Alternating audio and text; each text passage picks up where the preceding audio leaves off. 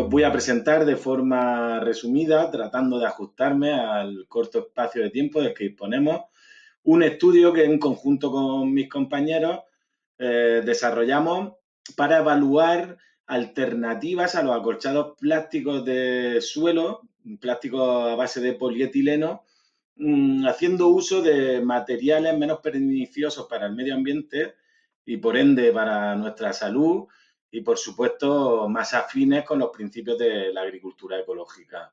El estudio se llevó a cabo en las instalaciones del IFAPA de La Mojonera, en nuestro centro, en un invernadero del tipo raspa y amagado, que son los más comunes en la zona, y un invernadero que está en certificación ecológica durante ya más de 20 años. Este estudio se llevó a cabo en la pasada campaña, la campaña 2019-2020, y durante la campaña, durante el ciclo de cultivo, tuvimos un tomate tipo valenciano. Bueno, los tratamientos que consideramos fueron distintos tipos de acolchado, uno a base de paja de trigo seca, otro venía siendo un plástico, un biopolímero biodegradable. Como tercer tratamiento consideramos el polietileno, por supuesto, para contrastar con estas dos alternativas, y también un tratamiento de referencia que venía siendo un suero desnudo sin ningún tipo de acolchado. El diseño experimental se correspondió con un diseño por bloque al azar con 3 repeticiones, de manera que dispusimos de 12 parcelas experimentales, tal y como podéis ver en este diseño que encontráis en la parte baja de la diapositiva. Las variables evaluadas pues, fueron la tensión matricial, la humedad del suelo, la temperatura, distintas variables físicas y químicas del suelo, la producción y rendimiento del tomate y también la calidad de los frutos al cosecharlos. Y al finalizar el ciclo de cultivo también evaluamos el deterioro de los acolchados plásticos, es decir, el deterioro del biopolímero biodegradable y el plástico de polietileno. También evaluamos el efecto que estos acolchados podían tener frente a la presencia de arbences, ¿no? Como a mí me gusta llamarlas, frente a las mal llamadas malas hierbas. Este gráfico muestra cómo a lo largo de todo el ciclo de cultivo, la humedad del suelo en aquellas parcelas con acolchados, tal y como era de esperar, fue superior al suelo desnudo. Lo que no detectamos fueron diferencias entre los 3 tipos de acolchados. En cuanto a la temperatura del suelo, se presentan estos gráficos y presentada como grados día acumulados, es decir, esa temperatura de confort de la planta, podríamos decir, que se viene calculando como el sumatorio de la diferencial de la temperatura base, considerada para el tomate los 10 grados, y la temperatura promedio de cada uno de los días. En definitiva, no existieron diferencias ni en el total del ciclo de cultivo ni por periodos, como consideramos antes y durante el invierno, entre los distintos tipos de acolchados, pero sí frente al suelo desnudo. En cuanto a los parámetros físicos y químicos evaluados, tan solo se detectaron diferencias significativas al finalizar el ciclo de cultivo en el contenido en potasio, ¿no? Lo he marcado aquí en rojo. Estas diferencias fueron significativas entre el polietileno y el suelo desnudo. Atribuimos estas diferencias a que posiblemente el polietileno aceleró el proceso de mineralización de la materia orgánica del estiércol que se había adicionado como abonado de fondo y de ahí estas diferencias encontradas. No existieron ninguna diferencia entre los otros acolchados evaluados. En cuanto a la producción, los acolchados no tuvieron ningún efecto en la producción ni en la producción precoz, ¿no? Considerada como aquella obtenida en la primera cosecha, ni en la producción total, ni en ninguna de las cosechas evaluadas. Así tampoco se detectaron diferencias en el número de frutos por unidad de superficie ni en el peso promedio de estos frutos. Tampoco en los parámetros de calidad evaluados, aquí presento el pH y los grados Brie, ni en los frutos que fueron cosechados en ese punto de cosecha, frutos menos maduros, ni en el punto que consideramos de consumo, que eran ya frutos más maduros, más rojitos. Aquí este gráfico lo que muestra es el porcentaje de deterioro de los acolchados plásticos al finalizar el ciclo de cultivo. se puede observar cómo el plástico biodegradable, el biopolímero biodegradable, presentó un mayor deterioro al finalizar. En torno a un 6,7% del área evaluada mostraba deterioro frente al 1% del polietileno. De ahí la mayor resistencia del polietileno que distintos autores ya venían vaticinando. En cuanto a la presencia de arbenses, este gráfico muestra cómo en todos los muestreos realizados, esa línea amarilla corresponde a la paja, hubo una mayor presencia de arbenses en contraste con los otros dos acolchados evaluados, pero también en la gran mayoría de los muestreos realizados, la paja presentó un mayor contenido de arbenses o de plantas detectadas frente al suelo desnudo. Esto se debe principalmente a la germinación de las semillas contenidas en este acolchado de paja seca.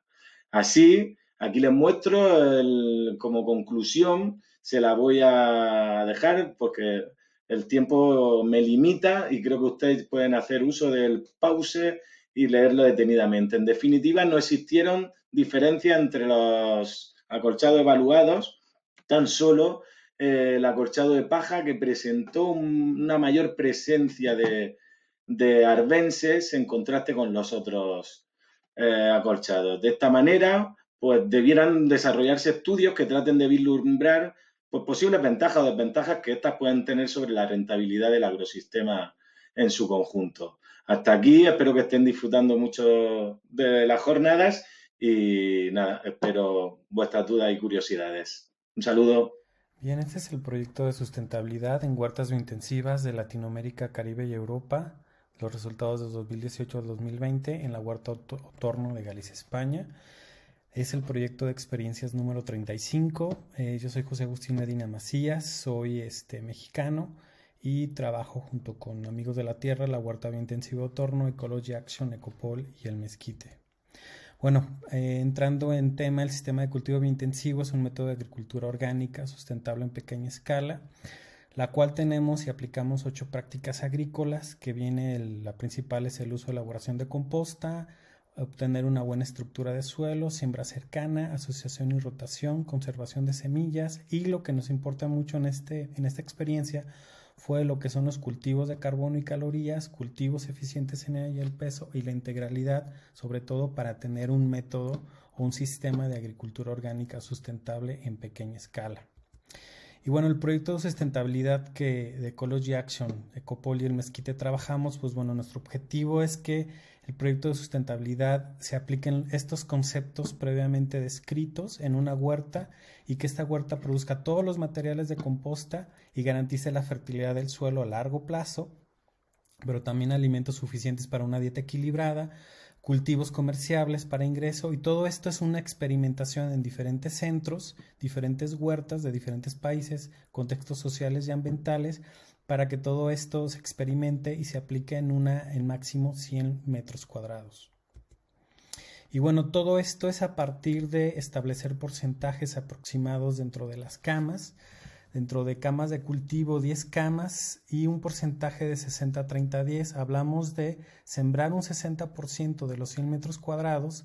Estamos hablando 60 metros cuadrados de cultivos calóricos de carbono, 30 metros cuadrados de cultivos raíz altos en calorías y solamente el 10 metros cuadrados de hortaliza.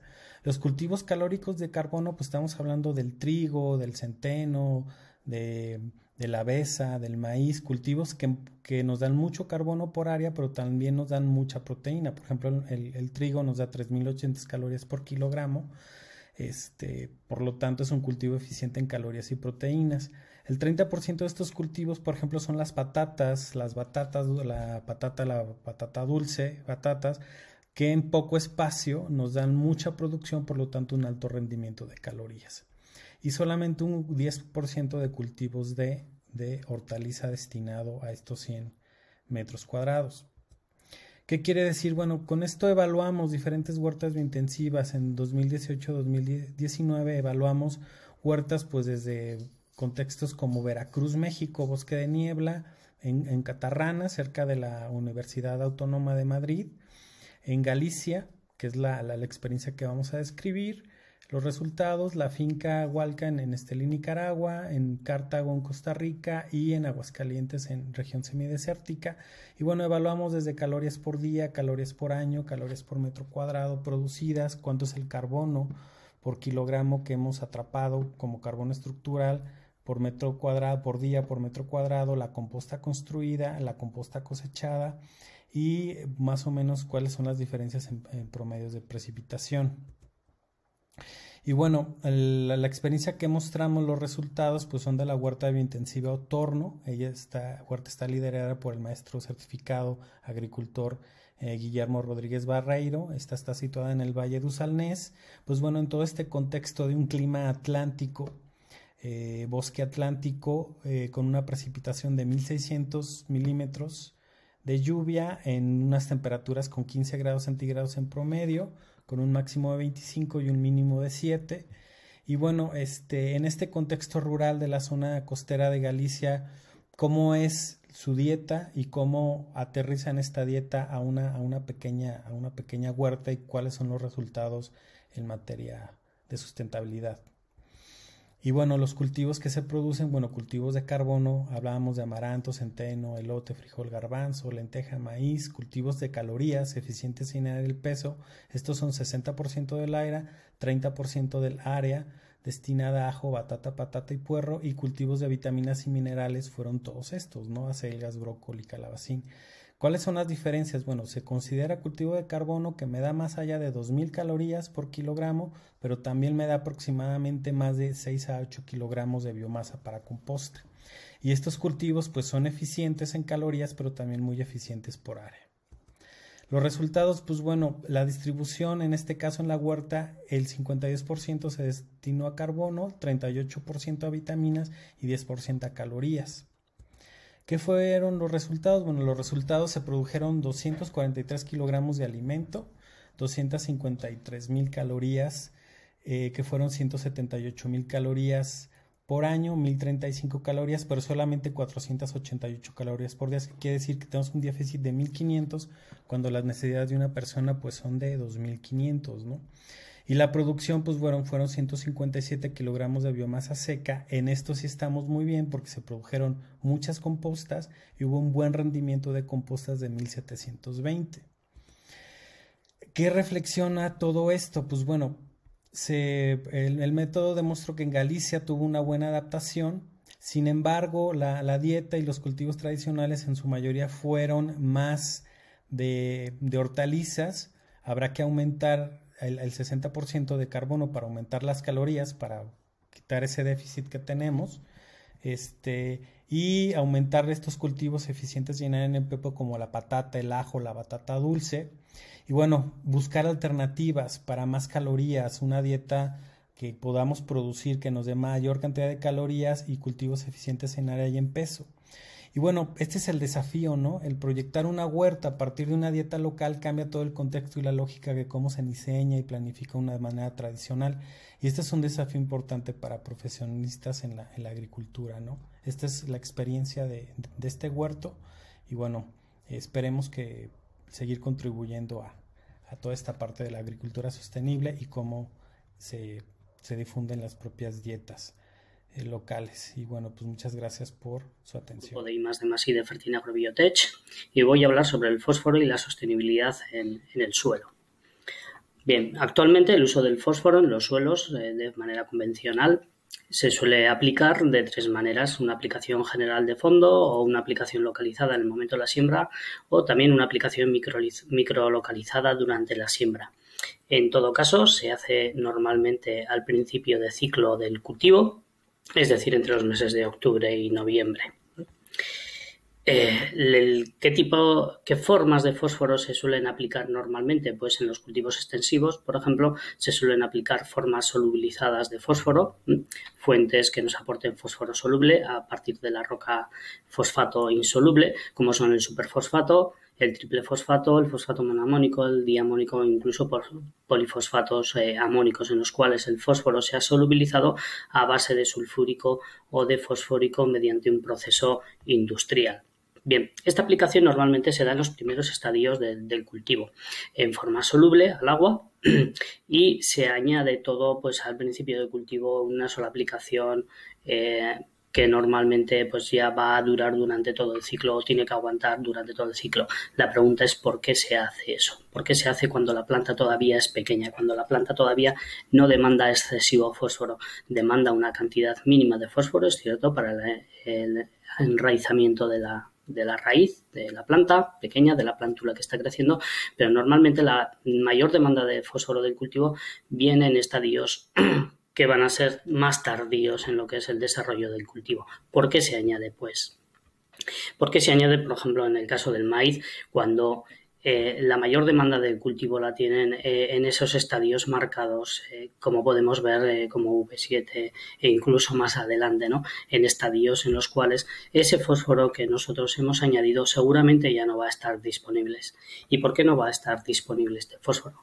Porque la dinámica del fósforo en el suelo, la química del fósforo es muy caprichosa y en los suelos alcalinos ese fósforo va a estar bloqueado por calcio y en los suelos ácidos ese fósforo va a estar bloqueado por los fosfatos de hierro y aluminio.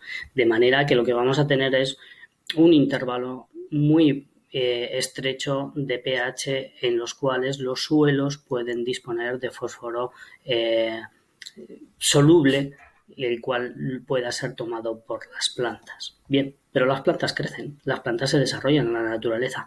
La pregunta es cómo lo hacen.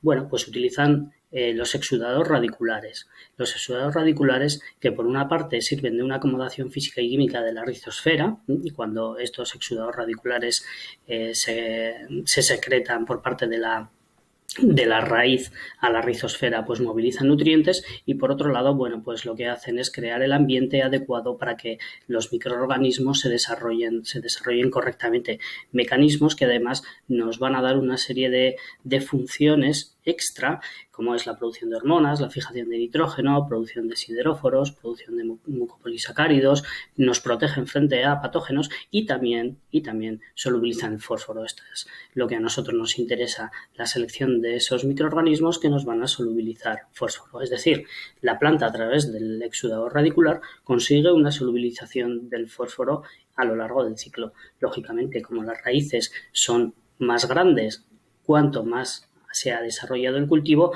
ese exudado va a ser mayor a lo largo del ciclo de la planta, con lo cual esa, digamos, disponibilidad y solubilización biológica va a ser mayor y va a ser la que va a permitir a la planta desarrollarse correctamente. ¿Cuándo se produce, por lo tanto, ese exudado? Bueno, pues cuando los desarrollos son mayores. ¿Qué dependencia tenemos del fósforo soluble pues en el suelo? Bueno, pues al principio sí que hay una dependencia, puesto que la raíz es pequeña y los exudados no son muchos, y sin embargo esa dependencia va a desaparecer según el ciclo va desarrollándose. Bueno, ante esta situación, el grupo de I+D+I de Fertinagrobiotech, bueno, pues ha diseñado un fertilizante. ¿Qué queremos hacer en el diseño de ese fertilizante? Pues mimetizar un poco la acción de la planta cuando ella no puede hacer el trabajo, cuando ella no tiene acceso a ese fósforo soluble y necesita solubilizarlo, ¿no? Pues bueno, vamos a crear un pseudo exudado que mimetice ese exudado para tener ese pool de microorganismos que nos van a facilitar la solubilización del fósforo. ¿Y cómo lo vamos a hacer? Bueno, pues vamos a meter una fuente de fósforo, en este caso un fósforo ecológico, fosfato de roca, insoluble, de muy baja solubilidad, que va a aportar el nutriente. Vamos a añadir una materia orgánica que nos va a servir de acondicionamiento y de alimentación de esos microorganismos, y un booster que lo que nos va a hacer es seleccionar esos microorganismos que a nosotros nos interesan, los microorganismos que nos van a solubilizar el fósforo. ¿Y cómo va a estar compuesto ese booster? Bueno, pues entre esa composición nos podemos encontrar en los exudados carbohidratos, aminoácidos, ácidos orgánicos, esteroles, enzimas, indoles, bueno, infinidad de moléculas biológicas que siguen una dinámica y que actúan como un lenguaje entre la raíz y los microorganismos, es decir, la planta establece esa necesidad de fósforo y, bueno, pues empieza a entablar una conversación que acaba en una solubilización del fósforo por parte de los microorganismos. ¿Qué hicimos en Fertin Agrobiotech? Bueno, pues pusimos en deprivación de fósforo durante una serie de horas, tanto maíz como trigo, y a las 6 horas se recogieron los exudados de las raíces, ¿no? En hidroponía se hizo un análisis por HPLC, masas de la composición de estos exudados, en las cuales se estudiaron los aminoácidos, ácidos orgánicos, azúcares y poliaminas, entre otros, viendo que el perfil era bastante semejante, si bien sí que hay alguna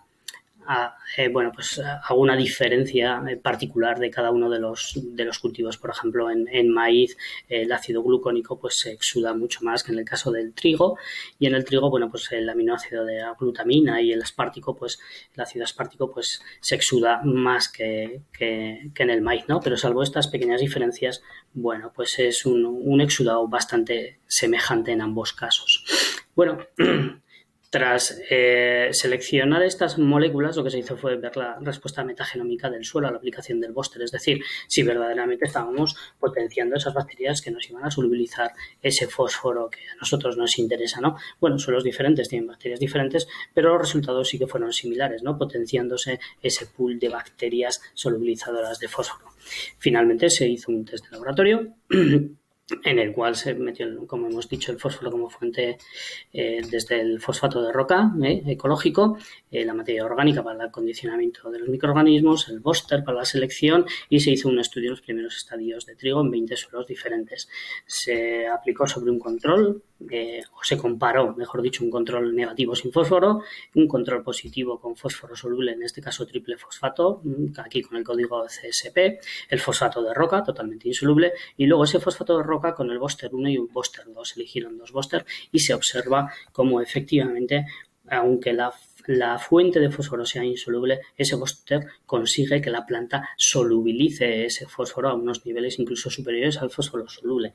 Es decir, lo que conseguimos es que esa demanda de fósforo soluble que necesita la planta y que la solubilización química no nos permite aplicar, sí que con la solubilización biológica conseguimos cubrir esas necesidades que va a tener la planta durante todo el ciclo. Finalmente se fue a test de campo, una vez terminado el trabajo en el laboratorio, con ese nuevo producto granulado. Aquí se puede ver un test de trigo en campo con el producto clásico y el nuevo producto, y bueno, se hizo en 22 localizaciones diferentes, el triple superfosfato como control, marcado ahí como Old Technology, de New Technology sería el nuevo producto, diferentes unidades en dependencia de cada tipo de suelo, diferentes condiciones climáticas, en las cuales se obtuvieron más de un 40% de incremento en la eficiencia del nuevo fertilizante ecológico desarrollado. Muchas gracias por su atención. Quería presentaros esta comunicación, resultados preliminares del ensayo de cultivo de cereal de invierno en mínimo laboreo ecológico. Este ensayo, en breve resumen, se planteó como una prueba para ver la posibilidad de realizar un no laboreo, es decir, una siembra directa o al menos un mínimo laboreo en ecológico en cultivo de cereal de invierno. Es parte de un trabajo fin de grado del estudiante Julen López de Avalillo de la Universidad Pública de Navarra, de la Escuela de Ingenieros. Partíamos de un precedente de un cultivo de crotalaria para forraje que se recogió en septiembre de 2019. Este cultivo fue muy bien, nos dejó la parcela muy limpia de hierba, y después de la siega pensamos en la posibilidad de realizar este ensayo. Utilizamos la variedad Bonpain.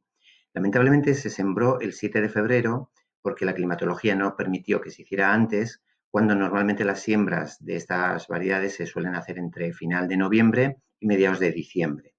Y se cosechó el 30 de julio, en 2 situaciones: el área de no trabajo del suelo en absoluto, no laboreo, y un área de mínimo laboreo en la que se movió un poquito la superficie del suelo justo antes de la siembra, en una sola pasada. Aprovechamos para poner 2 densidades de siembra, la densidad normal de 230 kilos hectárea aproximadamente y la densidad alta de 295 kilos hectárea, buscando una competencia por parte del cultivo con la hierba, a ver si se producía. Y ortogonalmente 2 deservados. Una situación en la que no se hizo deservado, no se tocó el cultivo, y otra en la que sí que se hizo un deservado con rastrilla de púas, que se hizo el 8 de abril, con 3 repeticiones. Esta es una imagen de cómo estaba el cultivo de Croncalaria en la zona el 10 de septiembre del 19. Ya veis que alcanza una talla bastante importante. Y aquí tenéis el diseño del ensayo. En el área, la parte amarilla es el área de no laboreo, donde no se tocó el suelo. La parte azul es el área de mínimo laboreo. La parte superior es la parte donde se hizo deservado. En la parte inferior donde no se hizo deservado. Cada tirada fue de unos 40 metros, dividido en dos tiradas de 20 metros cada una y un ancho de 3 metros, porque fue hecha con una sembradora de discos, una sembradora normal.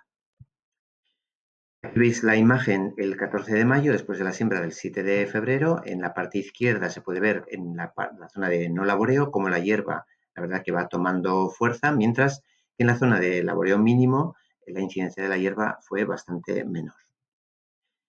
Se realizó un seguimiento periódico de la presencia de hierbas para identificar especies y conteos. Fueron 3 muestreos, uno que fue previo a la siembra y el último ya cuando estaba relativamente avanzado el cultivo. Y con estos datos se elaboraron unas tablas de presencia de adventicias. El 8 de abril se realizó en la zona de deservado, se realizó el pase con una rastrilla de púas, como podéis ver. Era un poquito tarde para lo habitual, pero la pandemia pues, nos hizo retrasarnos en esta labor. Debido a la incidencia de las adventicias en el área de no laboreo, más o menos a mitad de junio, hacia mitad finales, se decidió destruir la vegetación en el área esta porque la hierba había tomado fuerza y se veía que el cultivo no iba a llegar y no queríamos que proliferara ni que hubiera un semillado de estas hierbas. En cambio, en el área de mínimo laboreo, el cultivo siguió bien y la cosecha se realizó el 30 de julio con una cosechadora de ensayos que tiene un corte de 1,20. Como las microparcelas eran de 3 metros de ancho, pues se cortó una franja central en dos tiras.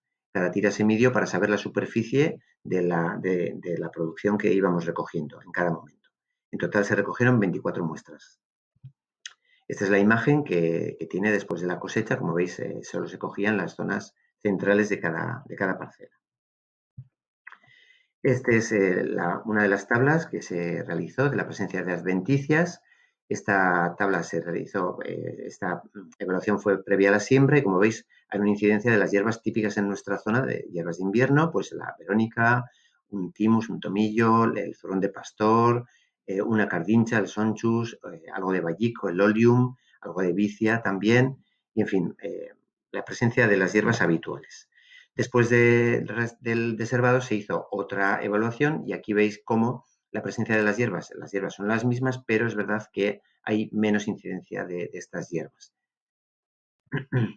El análisis de varianza se hizo para la variable rendimiento, que es lo que buscábamos, y se hizo con un análisis de varianza de un modelo lineal generalizado con 2 factores principales, la dosis de siembra por un lado y el deservado no deservado por el otro, y la interacción.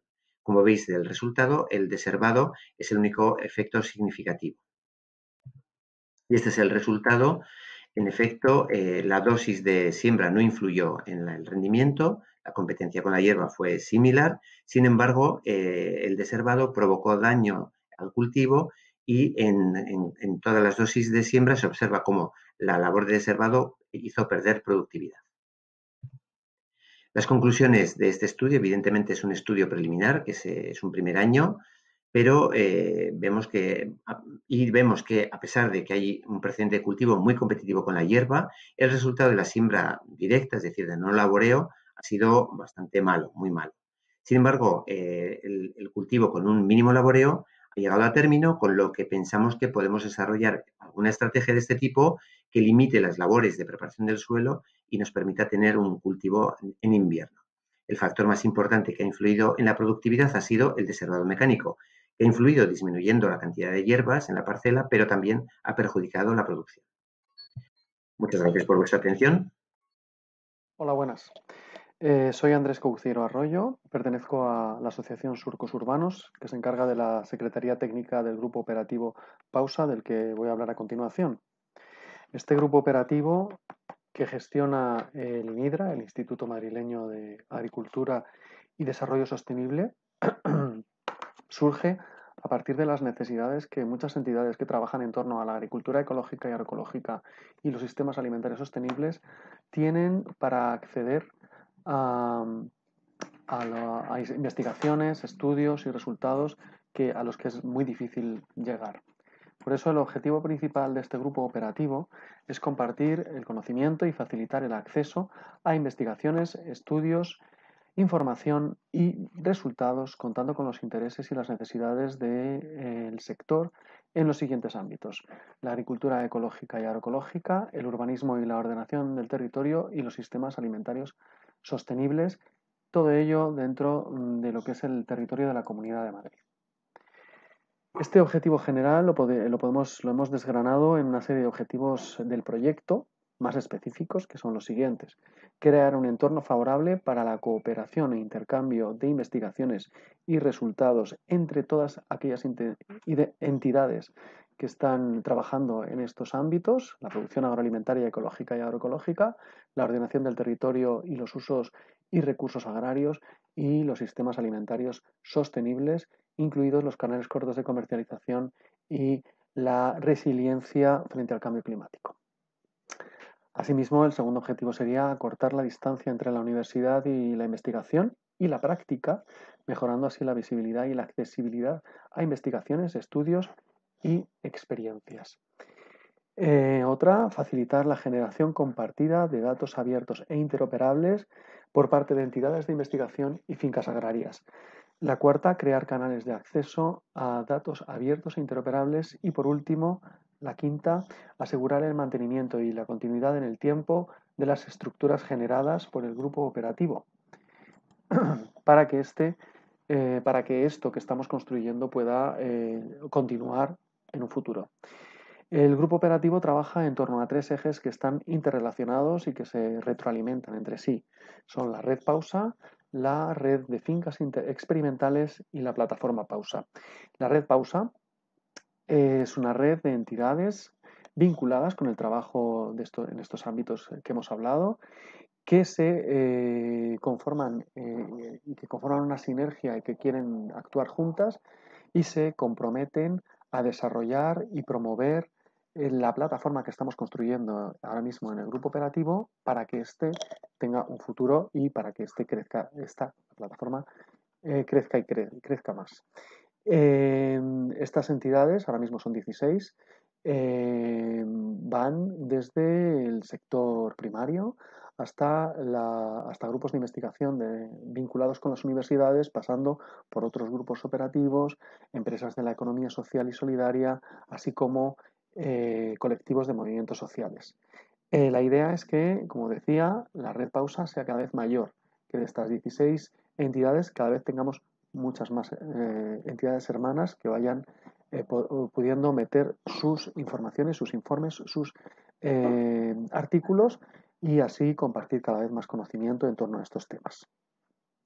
El segundo eje sería la red de fincas experimentales, que ahora mismo son 10 fincas del sector primario, que constituyen la estructura básica para testear un primer sistema de generación colaborativa de datos desde la producción. Estas fincas lo que tienen que hacer es tomar datos relativos a su producción agraria agropecuaria y a la comercialización de sus productos.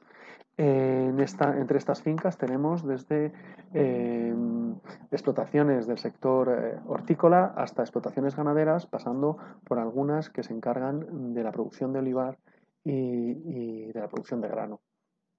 Y todas ellas se engloban dentro de los sistemas de producción ecológica y agroecológica.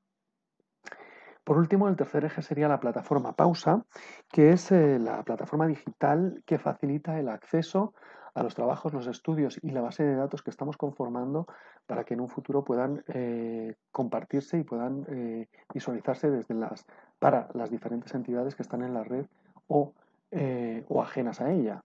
De hecho, está la posibilidad de que estos datos no sean abiertos y solo podrían ser compartidos para que lo pueda ver las entidades de la propia red, o sean abiertos para que la gente que pueda entrar en la plataforma, que no esté dentro de la red, pueda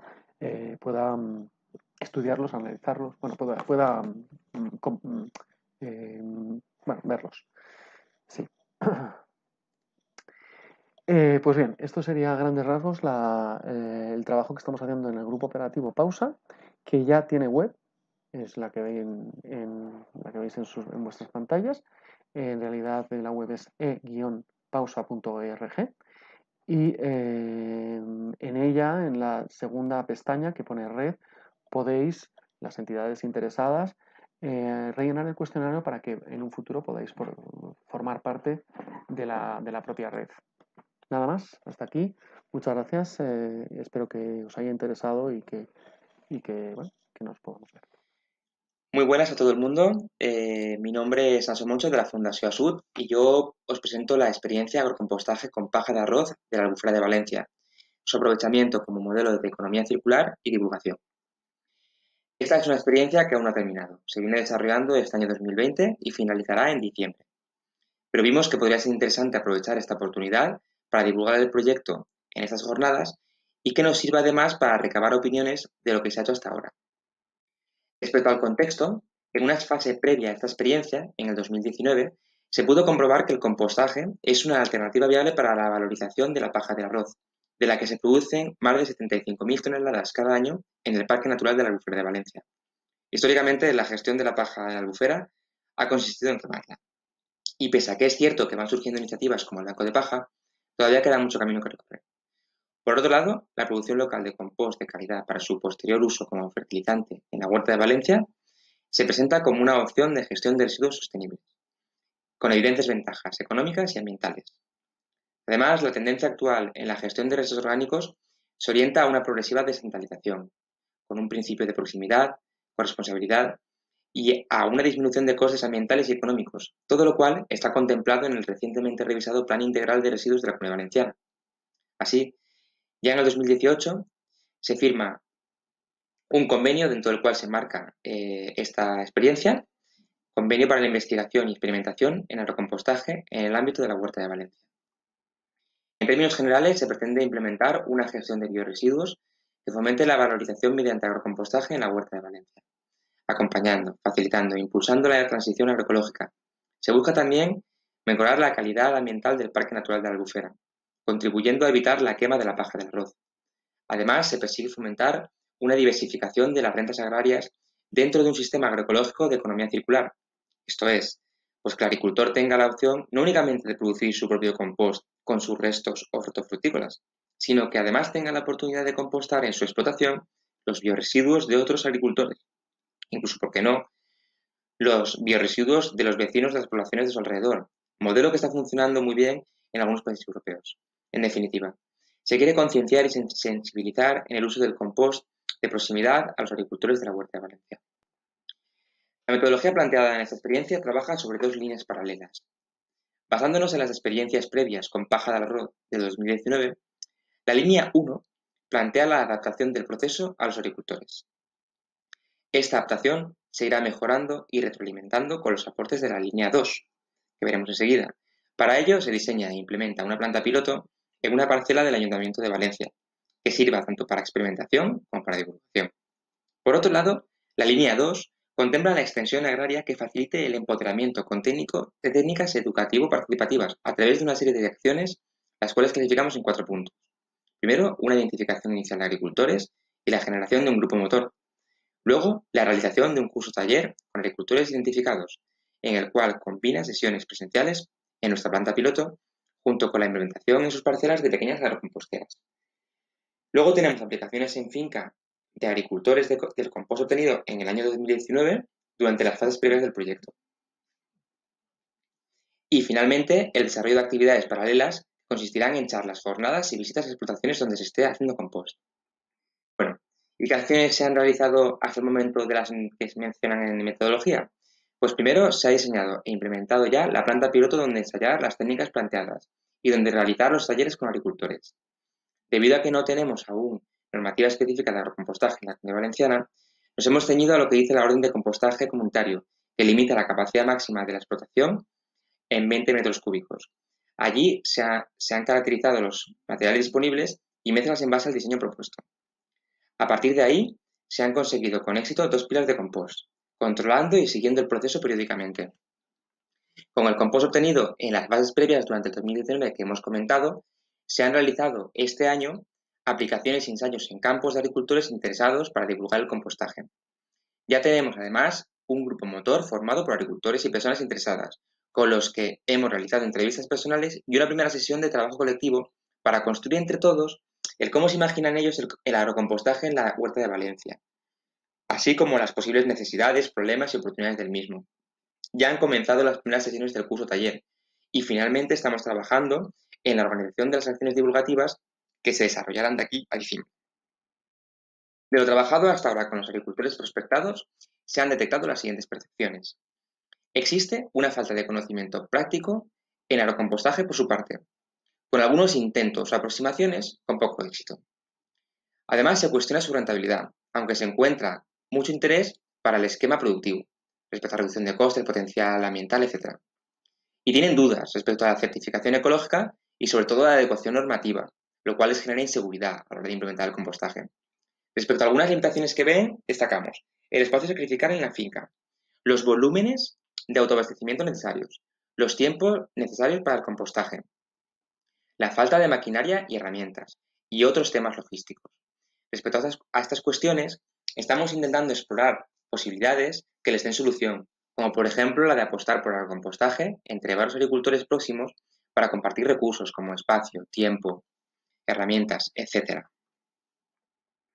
Me parte nada más, muchas gracias por vuestra atención y aquí os dejo las referencias de la presentación. Vengo a presentaros un proyecto que estamos desarrollando en la Universidad Autónoma de Madrid que se llama Savia, Sembrando Alternativas de Innovación Agroecológica. Bueno, este proyecto ha dado pie a una nueva línea de investigación que es sobre agroecología para la sostenibilidad del sistema socioecológico. El objetivo principal del proyecto es identificar y caracterizar iniciativas y prácticas agroecológicas que contribuyan a una transición del modelo agrario convencional hacia un modelo que repercuta en el mantenimiento de la resiliencia ecológica y social de los sistemas agrarios. En esta comunicación nos vamos a centrar en el objetivo 1, que es identificar y recopilar las prácticas agroecológicas innovadoras emergentes en el Estado español. Para centrarnos un poco en qué prácticas son agroecológicas e innovadoras, pues hemos tomado como referente el proyecto de Semillas para un buen antropoceno, que sugiere que semillas tiene como cuatro características. Surgir y crecer de forma grupal o aislada en un entorno de base local determinado, tener un impacto positivo, ya sea a nivel sociocultural, económico, ecológico, tecnológico o etcétera, tener efecto transformador más allá del territorio donde surgió y que puedan llegar a reproducirse e influir en el desarrollo de nuevas iniciativas. Para eso nosotras hemos definido otras 3 características que son que estén ubicadas en el territorio español, que se autodefinan como agroecológicas o que representen una diversidad de visiones y valores que encajen con modelos no dominantes de agricultura y que estén vinculadas con el sector productivo o que tengan alguna pata del proyecto que esté vinculada con el sector productivo. En la recopilación hemos hecho 2 niveles. Un primer nivel ha sido una búsqueda en Google con palabras clave y fuentes de información como son otros mapeos que se han desarrollado, los premios de excelencia a la innovación para mujeres rurales o bola de nieve con el equipo con el que trabajamos. Para el nivel de caracterización 2 hemos desarrollado un cuestionario online que nos hemos basado también en otros proyectos como el Mundo Finito, el proyecto de Trenzando Cuidados que han desarrollado en ecologistas. Así, nuestro cuestionario online, donde intentamos caracterizar la innovación de estas iniciativas agroecológicas, tiene como pilares recopilar la motivación personal por la que arranca la iniciativa, qué estrategias, medidas o acciones han llevado a cabo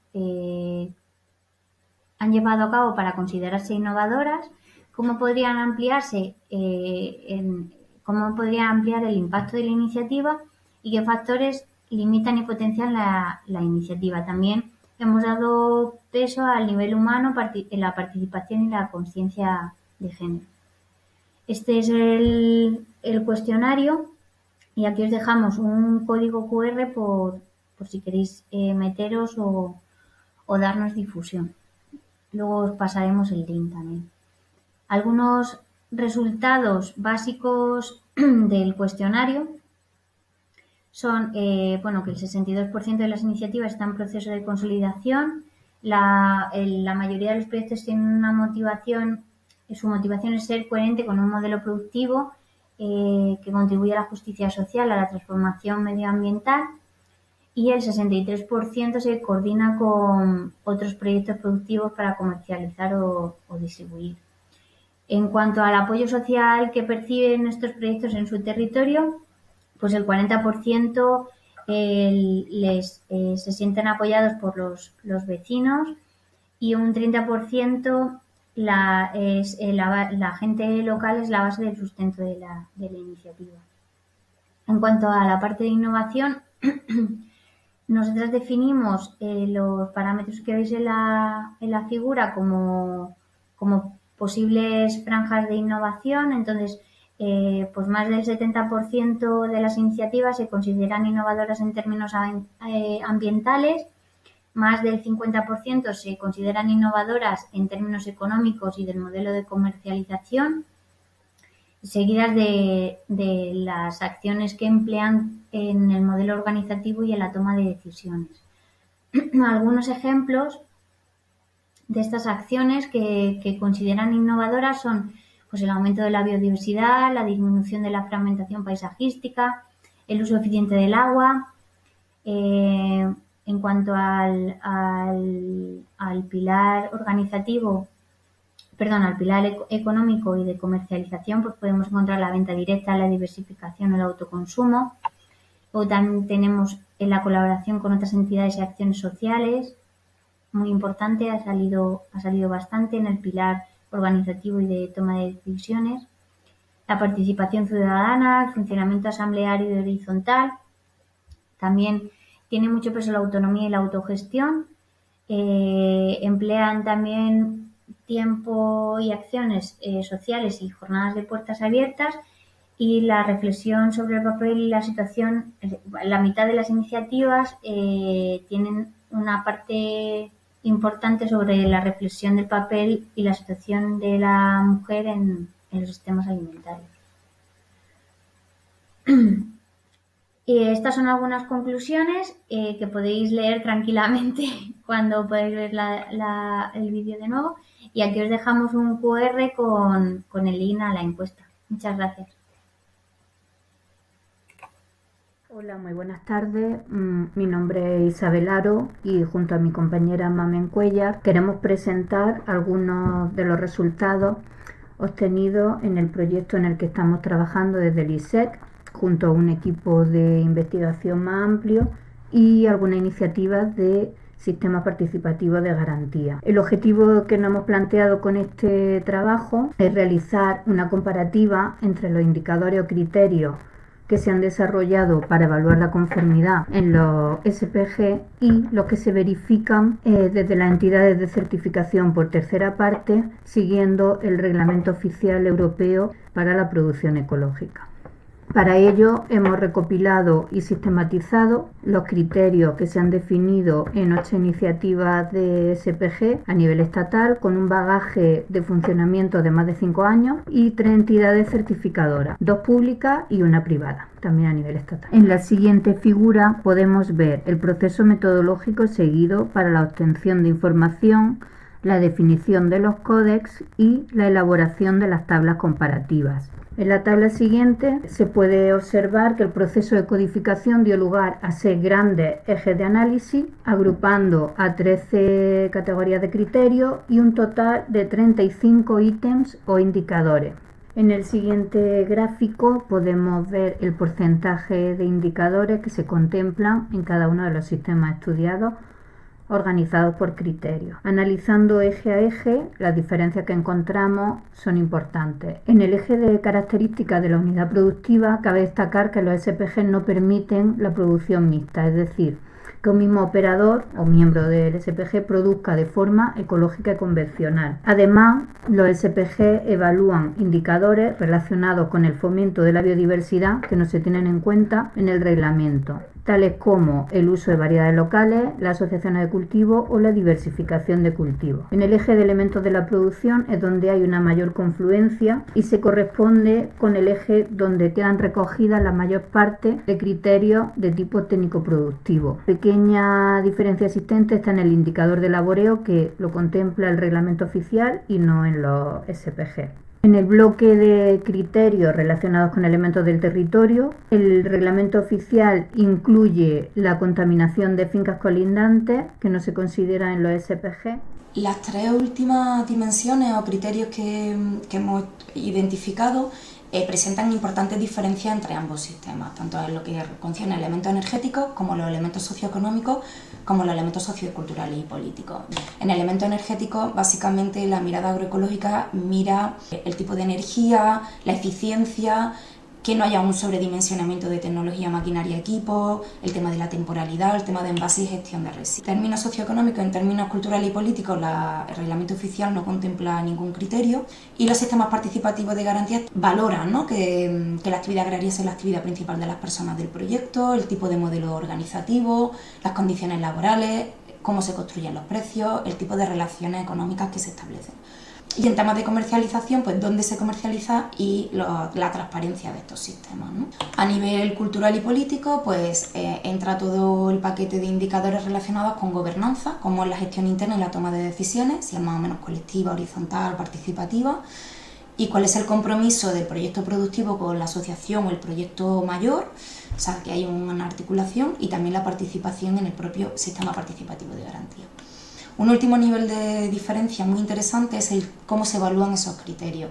Los sistemas participativos establecen 3 niveles, o sea, una situación inaceptable, una situación aceptable pero que permite mejoras, entonces se establecen recomendaciones, y una situación óptima o deseable, que es como un poco un faro, un ejemplo a seguir, ¿no? Sin embargo, el reglamento oficial establece la respuesta de aprueba o suspende, ¿no?, conforme o no conforme.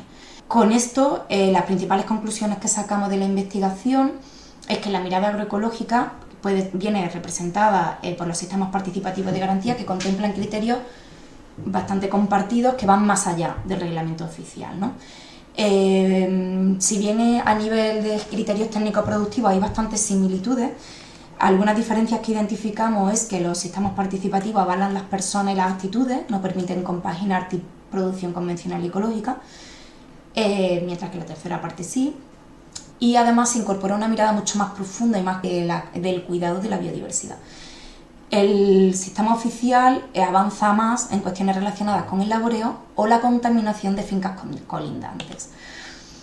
¿Cuál es esa mirada del más allá de los sistemas participativos de garantía? Bueno, pues en lo que es técnico-productivo y aparte del tema de la biodiversidad, cuestiones de eficiencia y sostenibilidad energética y cuestiones de envases, cierres de ciclo y reciclaje de residuos. Y luego todo el ámbito de los criterios tanto socioeconómicos como culturales y políticos, que como ya hemos comentado es más tipo de organización, actividad principal, condiciones laborales dignas, precios justos, ¿vale?, canales cortos, relaciones directas con el consumo, transparencia, o todo el tema de sistemas de gobernanza inclusivo y participativo, o la implicación en proyectos mayores o en el territorio, ¿no?, y incluido en ello el sistema participativo de garantía. Por último, decir que la mirada agroecológica contempla la garantía como un impulso para generar procesos de transición. Esperamos que haya sido de vuestro interés y para cualquier duda o profundización, pues ahí tenéis nuestros correos. Gracias. Hola a todas y a todos, mi nombre es María Dolores Raigón Jiménez y en este trabajo les voy a hablar sobre la evaluación de explotaciones citrícolas ecológicas de la Comunitat Valenciana según amenazas que limitan el desarrollo de estrategias. Este trabajo se encuentra dentro de un proyecto más global donde se pretende evaluar el sistema de amenazas que concierne también a explotaciones de cultivo de caqui y de cultivo de granado de producción ecológica. En la Comunitat Valenciana en los últimos años se han desarrollado una serie de políticas como son la puesta en marcha del primer Plan Valenciano de Agricultura Ecológica, lo cual ha generado un incremento en el número de explotaciones que han hecho la reconversión a la producción ecológica. Estos incrementos en las superficies de cultivo ecológica puede tener unas connotaciones, y es simplemente reconocer si se deben a voluntades innatas al productor, o bien porque detrás de esta inscripción existen una serie de recompensas económicas.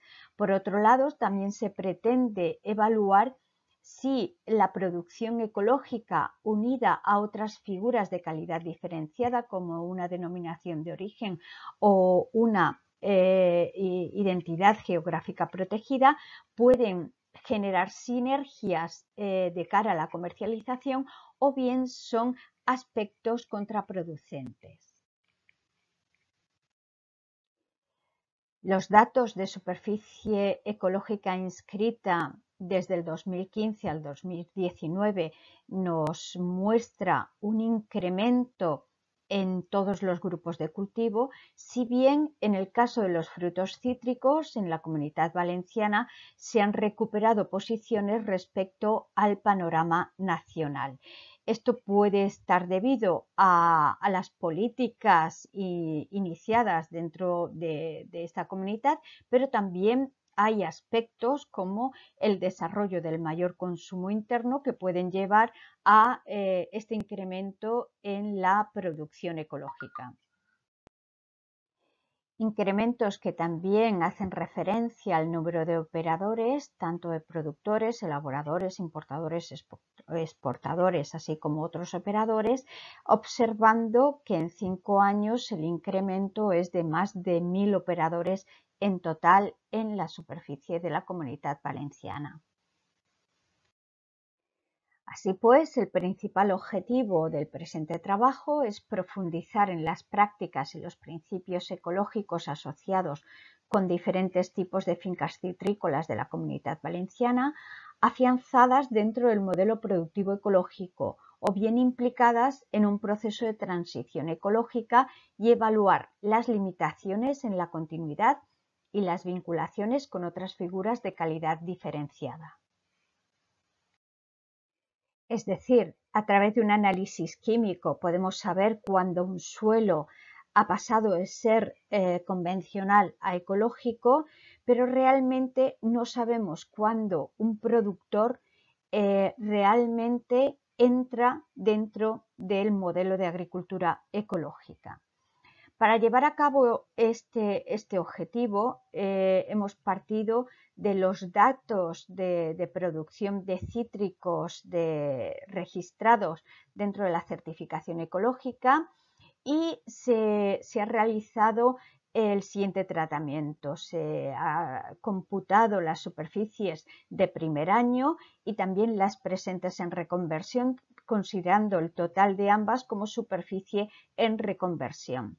Se han analizado los datos por provincias y comarcas, tanto físicas como climáticas.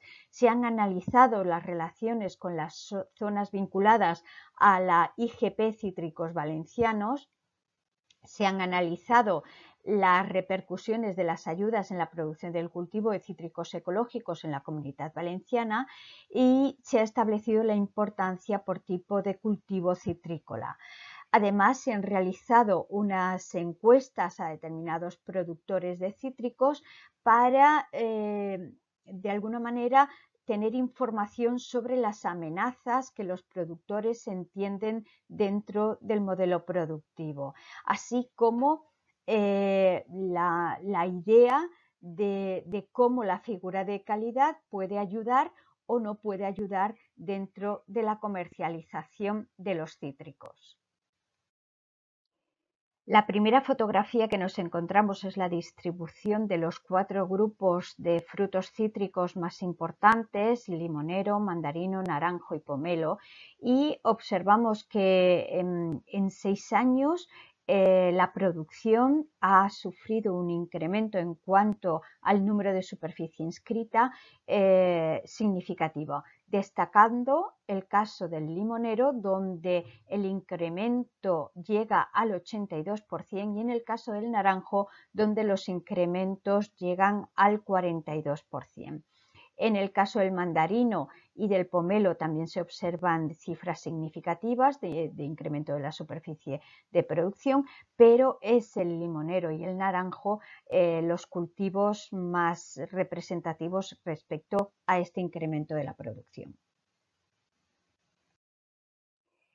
En la distribución por provincia se observa que las tres están implicadas en el incremento de la producción, destacando la provincia de Alicante y sobre todo en los años 2017 y 2018 por el casi doblar la superficie de cultivo respecto al año 2013. Esto es debido sin duda a que el cultivo del limón se centra en esta zona geográfica. Y para el caso de Valencia se observa también que los mayores incrementos se concentran en los años 2017 y 2018. Y en este caso el cultivo más importante en esta zona geográfica pues son el naranjo. Algo destacable también de esta gráfica es la importancia que tiene la superficie en reconversión dentro del total, ya que se observa cómo en los últimos años la superficie de nueva inscripción es la que mayor aporte hace al total de la superficie inscrita en agricultura ecológica. De las entrevistas realizadas a los productores para detectar los riesgos o las amenazas dentro del sector, la gran mayoría destacan que una de las grandes amenazas es el mercado, el posicionamiento de la comercialización de los productos, pero también entienden como algunas amenazas los riesgos de nuevas plagas y enfermedades como consecuencia de los cambios climáticos que se están produciendo. Al preguntar sobre la efectividad de la doble figura de calidad entre la denominación de origen y la producción ecológica, entienden que cuando la denominación de origen es una figura potente con bastante significación y conocimiento por parte de los consumidores, esto puede ser una alianza importante, pero que si la figura de calidad no es de la suficiente fuerza, puede llegar a confundir al consumidor en la comercialización o en la compra de determinados productos. Con todo ello, las principales conclusiones a las que llegamos con el presente trabajo es que los cultivos de cítricos siguen tendencias crecientes de superficie de producción en la Comunitat Valenciana, desmarcadas de políticas de subvenciones, pero muy fuertemente ligada a las superficies de reconversión dentro de cada cultivo. Las comarcas más vinculadas a las denominaciones de origen de los cultivos cítricos son también las de mayor presencia de agricultura ecológica, algo que viene fuertemente determinado por la zona climática. Los agricultores ecológicos tienen un alto nivel de autonomía y una fuerte conexión con la naturaleza. Parece que las amenazas más importantes son las acciones cambiantes del clima y sobre todo las relacionadas con nuevas plagas difíciles de controlar. Y es difícil trazar una línea que separe a los agricultores ecológicos de agricultores amparados en la denominación de origen, así como un punto final específico de transición entre las diferentes figuras de calidad, aunque para la producción ecológica la línea roja es la calidad. Muchas gracias por su atención. Me llamo Raquel Clemente Pereiro, vengo de la cooperativa Germinando y les voy a contar brevemente la comunicación que hemos presentado desde el Grupo Operativo Agroecológica. Este grupo operativo fue formado por 9 entidades que son socias, que son las que veis abajo en la diapositiva, y surge un poco de entender que la agroecología puede ser una vía de desarrollo rural en el contexto de la situación de Madrid, que por un lado tenemos un crítico declive del sector agrario, mayor que a nivel estatal, un sistema agroalimentario con elevados impactos sociales y ambientales, pero por otro lado se viene dando desde la última década un aumento del sector primario y la transformación alimentaria en ecológico y en agroecológico, y además contamos con la proximidad de un importante centro de consumo.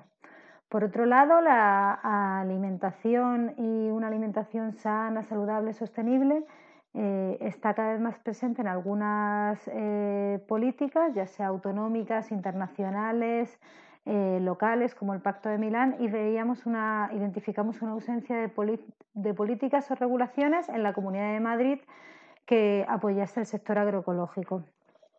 El objetivo principal de este grupo operativo es ampliar el conocimiento científico de la agroecología como disciplina y práctica que contribuye a la sostenibilidad de la actividad agraria, evaluando su actual y futura incidencia y viabilidad en las políticas públicas como estrategia de desarrollo rural integrado en la Comunidad de Madrid. El grupo operativo se desarrolla a través de 3 ejes de trabajo. Uno es el conocimiento, otros son la normativa e incidencia política, que es el que voy a contar un poco, y por último la comunicación. Y cada uno de estos ejes de trabajo tiene un público objetivo, ya sea personal técnico, investigador en el caso del conocimiento, administración regional y personal técnico de la Comunidad de Madrid en normativas en ciencia política y la sociedad en general y el sector productivo en comunicación. Entonces, cada uno de estos ejes de trabajo tiene sus propios objetivos y actividades y su propia metodología pues, para llegar a ese público. En el caso de las normativas y políticas públicas, comenzamos por conocer el marco general de desarrollo rural que viene desde el ámbito comunitario y aterriza en la Comunidad de Madrid a través de los planes de desarrollo rural, e identificamos a través de entrevistas y mesas con personas expertas los ámbitos de estudio en los que se podía fomentar y que influyen en la agroecología desde las normativas y las políticas públicas, para posteriormente hacer un trabajo de profundización en cada uno de estos ámbitos.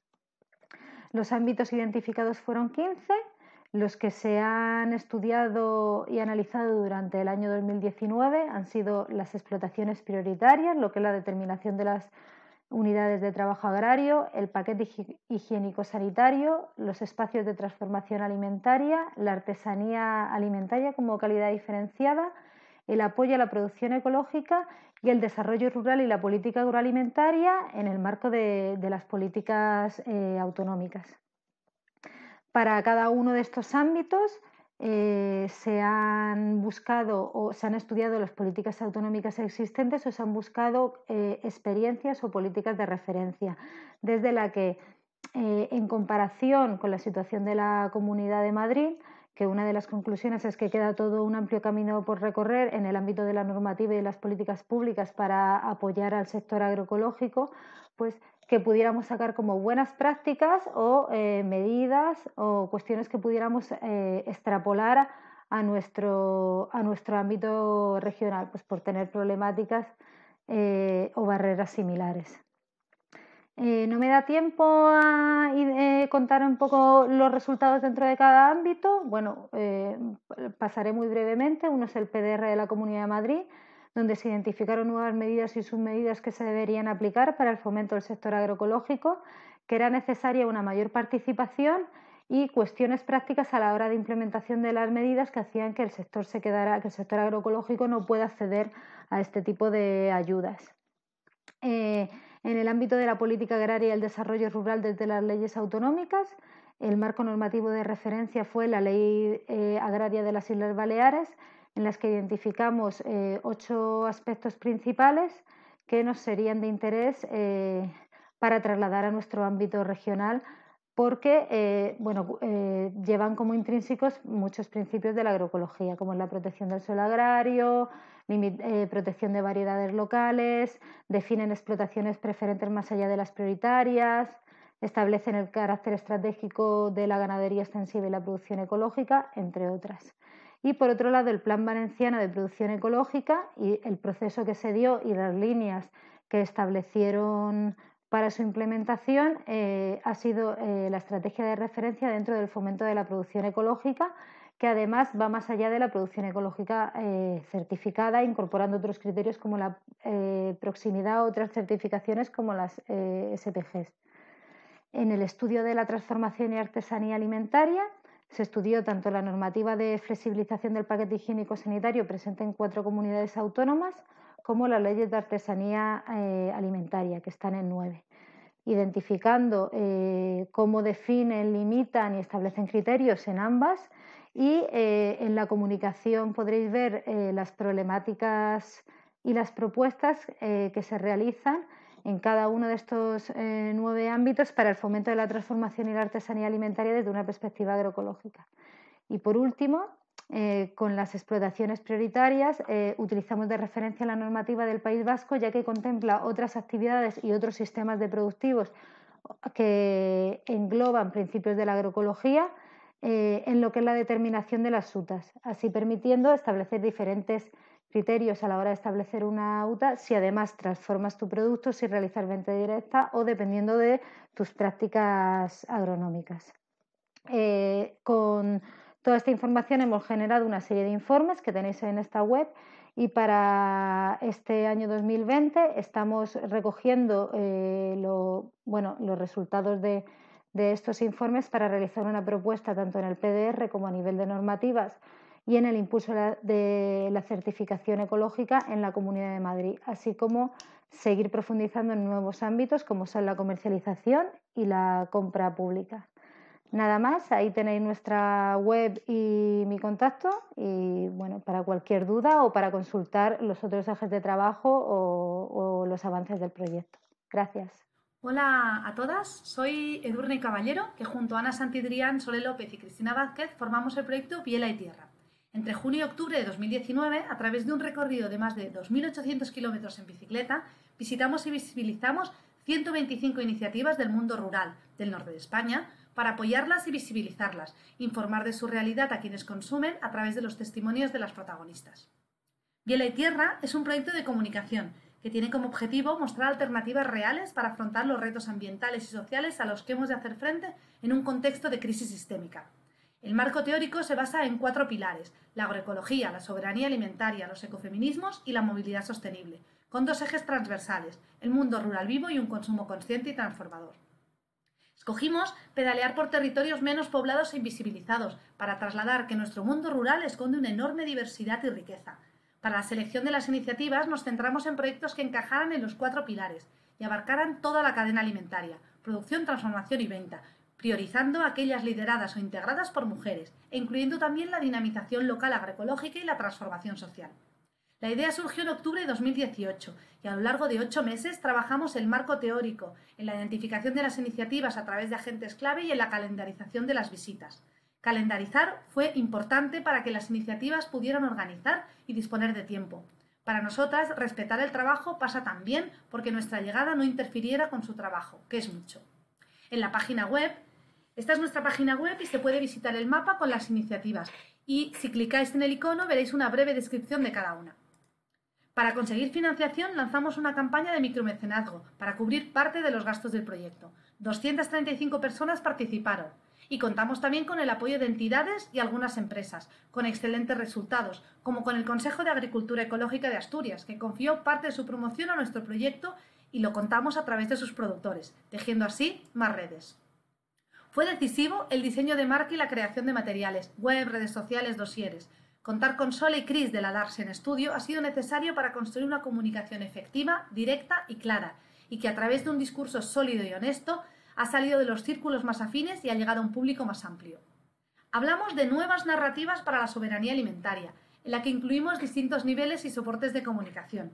Hemos buscado un relato pausado y reflexivo, con materiales de calidad en distintos formatos. Ha sido clave la alianza con medios de comunicación para amplificar la difusión.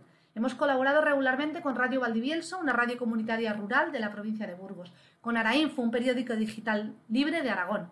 Hemos informado a medios nacionales y locales y generado numerosas apariciones en radio, prensa y televisión. La segunda pata ha sido la viralización a través de Internet con las redes sociales Facebook e Instagram y también YouTube. Toda la información la recogemos en nuestra página web. Aquí veis un ejemplo. La tercera pata la llamamos el cara a cara. Son encuentros, charlas, presentaciones y talleres que realizamos a lo largo de la ruta para explicar el proyecto y sobre todo mostrar las alternativas de cada territorio. Fue un gran acierto incluir charlas en el territorio de las iniciativas visitadas para conectar las personas que llevan a cabo los proyectos con la población local. Este es el resumen de datos. Ya veis, 125 iniciativas visitadas, 72 cuadernos de campo, 30 vídeos de YouTube, 26 encuentros cara a cara y una cantidad de personas alcanzadas y un impacto muy grande. La experiencia personal ha sido increíble, nos ha llenado de energía y esperanza y nos ha permitido conocer la realidad de los territorios que hemos transitado y sobre todo nos ha confirmado que nuestra alimentación puede y debe ser el motor de cambio. El proyecto nació como unas vacaciones, un viaje personal y fue gestándose y creciendo de manera muy orgánica. Al ver el interés que generaba entre personas productoras y en el mundo rural y quienes consumen en las ciudades, vimos que tenía sentido seguir adelante y merecía hacerlo de una manera rigurosa y seria. Los aprendizajes que extraemos del proyecto vinculados con la comunicación son: 1. Existía un caldo de cultivo previo que dio sentido a hacer un proyecto de más envergadura. 2. La relevancia de la selección de iniciativas a partir de criterios claros y con un recorrido de varios años. Importante contar con agentes clave en el territorio para la identificación. 3. Beneficios de unir ámbitos que a priori no tienen relación. Bicicleta y mundo rural, bicicleta y alimentos, pues 1 y 1 es mucho más que 2. 4. Multiplica el impacto, la implicación de diversidad de agentes, particulares, productores, entidades, administraciones, empresas. 5. Es clave un equipo multidisciplinar. En nuestro caso, Sole como periodista, Cris como diseñadora e ingeniera, Ana como investigadora y yo como bióloga. Cada una aporta sus conocimientos y enriquece el resultado. 6. Da buenos resultados utilizar distintos formatos de comunicación para que cada persona elija aquel con el que se sienta más cómoda. 7. Esencial una comunicación horizontal, sencilla, directa y cercana. 8. Tiene importancia establecer alianzas con medios de comunicación, estrategia esencial para ampliar el nivel de impacto y llegar a más público. 9. Conveniencia de un relato pausado, adaptar el relato a los tiempos de las personas entrevistadas y no al revés. Y 10. Funciona con muy buenos resultados contar a partir de historias personales e ir incluyendo información sobre las distintas temáticas.